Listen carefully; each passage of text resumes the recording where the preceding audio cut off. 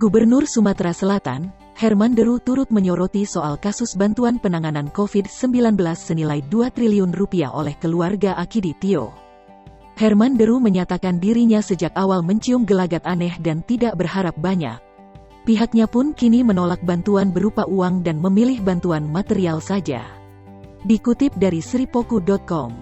Selasa, tanggal 3 Agustus tahun 2021, Herman Deru menggelar konferensi pers terkait dengan kasus ini.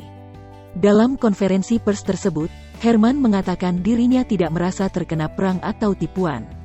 Pasalnya, sejak awal bantuan tersebut diserahkan secara simbolis, Herman sudah menaruh rasa curiga. Untuk itu dirinya tidak menaruh harapan pada sumbangan ini. Dari awal saya tidak berharap dengan sumbangan itu, kata dia. Dari awal saya sudah curiga, bantuan itu tidak ada, kata Deru, Senin, tanggal 2 Agustus tahun 2021.